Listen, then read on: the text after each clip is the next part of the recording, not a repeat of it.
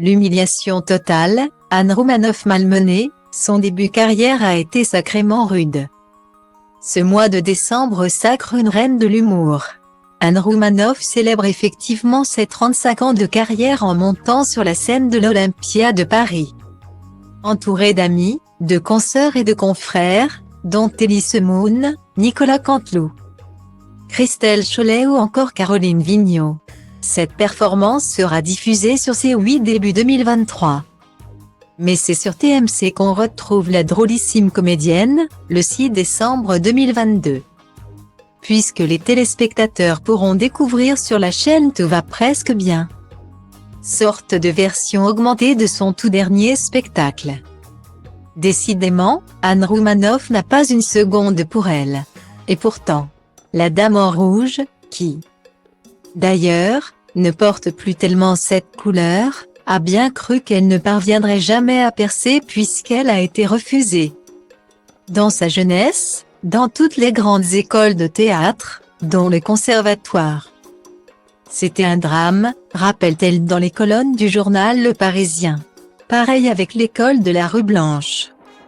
J'ai raté le concours 3 fois. Au cours Florent, où j'étais l'une des plus jeunes. Je n'ai pas été prise dans la classe libre. Éliminée dès le premier tour, l'humiliation totale. Chaque fois, ma vie s'arrêtait, je pleurais des jours entiers. Ça montre l'envie qui m'animait, quelqu'un de normal aurait arrêté.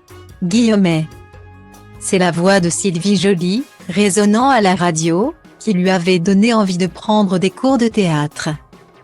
Il faut croire qu'elle a bien fait de persister puisqu'Anne Roumanoff est désormais applaudie.